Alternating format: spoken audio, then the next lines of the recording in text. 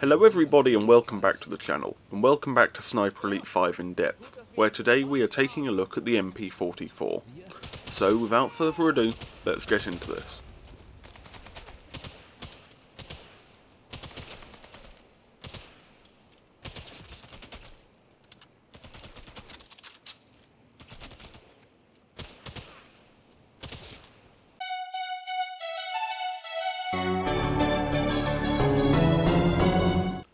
The MP44 was the world's first assault rifle, and it was born out of the realisation that in modern combat, the average infantryman was not utilising his rifle's range to the fullest extent.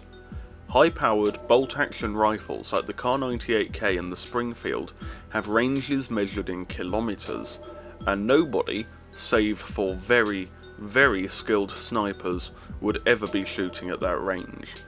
This was particularly hit home during Germany's war with the Soviet Union, during which German troops, armed almost exclusively with slow, heavy, bolt-action Kar98s, would come up against entire companies armed with the PPSH-41, a weapon noted for its incredible fire rate and huge 71-round drum magazines.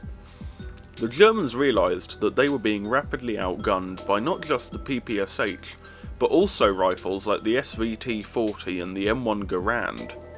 Whilst the Germans did have their own semi-automatic battle rifle, the G43, this was not produced in numbers anywhere near as large as the Garand and SVT were. As a response, the idea of a light automatic rifle firing the intermediate 7.92 by 33mm Kurz rounds was floated, and it gained enough traction for both Walther and Haenel to be issued briefings on the future weapon, with Haenel's design being deemed superior. This weapon was given the designation Maschinenkarabiner 1942, but Hitler disagreed with the project and threatened to shut it down. To avoid this, the gun was redesignated as a Maschinenpistole, and work continued. The version in-game, the MP44, was later redesignated the Sturmgewehr 44 for propaganda purposes, and was arguably the most advanced small arm in the world at that time. Light, powerful, and brilliant at the average engagement range in combat, the MP44 was a force to be reckoned with. It would provide the basis for all assault rifle designs and doctrine in the future, as well as providing the inspiration for the AK-47, the most produced gun in human history. In-game, the MP44 has some very varied statistics. It has the best effective range, damage and muzzle velocity in its class, as well as an appropriate fire rate of 500 rounds per minute, and a solid 30-round magazine capacity. The 500 RPM fire rate may sound poor, but for a long-range weapon like this, a lower fire rate is advisable to minimise recoil and make single shots easier. The effective range sits at 150 metres, which is further than you could hope to hit with iron sights, and also more than double some submachine guns. However, that is where the positives end. The MP44 is the worst in its class for every single accuracy statistic, those being aim stability, recoil in all directions, and spread accuracy. This means that despite its long-range potential in its base form, the MP44 is difficult to use at that range, and that's a generous assertion from me. The gun is also very noisy, tied with the Thompson as having the loudest audible range of 100 metres, which slightly outstrips how far you'd be able to hit someone with a base model. Overall, in its base form, the MP44's best feature is its raw killing power, with a huge 45 damage per shot. This is more than enough to rip through infantry and the other basic classes without a second thought, and it makes the default MP44 a lot of fun to use. But it's with upgrades that this thing really shines. With enough work, you can make it a hell of a lot more accurate and a hell of a lot more powerful, and that makes it a really useful weapon for medium range engagements. And by medium range engagements, I mean medium range for a sniper rifle. It's more of a mouse and keyboard thing, so me and my controller aren't going to make it look as good as it is. And speaking of that, I have a setup for that right here.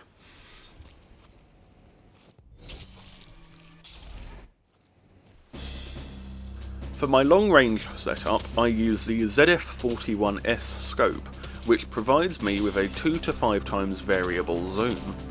There is another scope which can do a 6 times zoom, but that adds more to my aim stability, so I don't use that. There's also the night vision scope if you want to use that as well. I then use the lightened and stripped barrel, which improves my aim stability at the cost of spread accuracy, and the modified flared hider, which improves muzzle velocity. I then use the Garrett overpressure magazine, which increases recoil, stopping power and muzzle velocity. The leather pad and aim tape X6 improve my aim stability, and I keep the receiver standard. This build is very good as a sort of medium range sniper with fully automatic fire, and I love it because of that. You can make it more powerful and longer range than I have in this example, but we're already doing 57 damage with a muzzle velocity of 715 meters per second, so I don't really think that it needs to be any more than that. Furthermore, all accuracy statistics except spread accuracy, which doesn't matter for a scope build, have been improved drastically, which makes this thing a bit more pleasant to shoot than it otherwise would have been. Overall, this MP44 setup is more than enough for almost any engagement.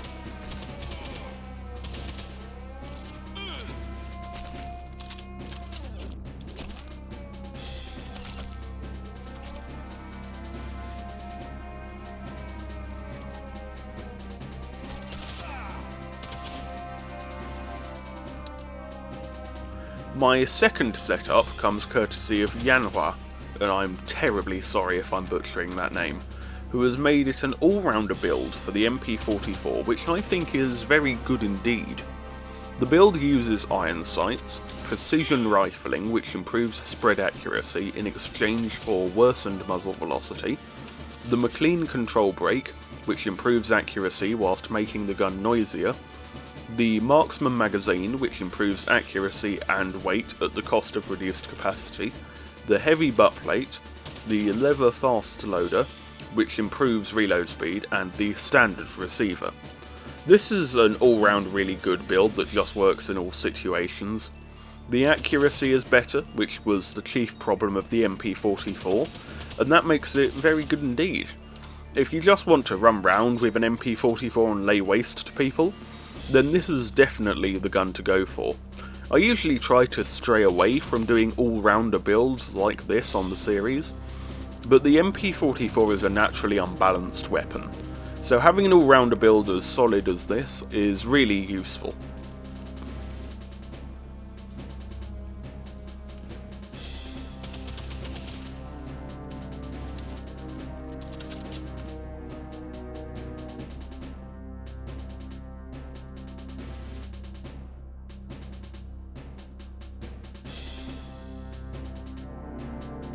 Thank you everyone for watching the video. Remember to like, subscribe and comment. It costs you nothing and it's a great way to help out the channel. Stay safe and goodbye.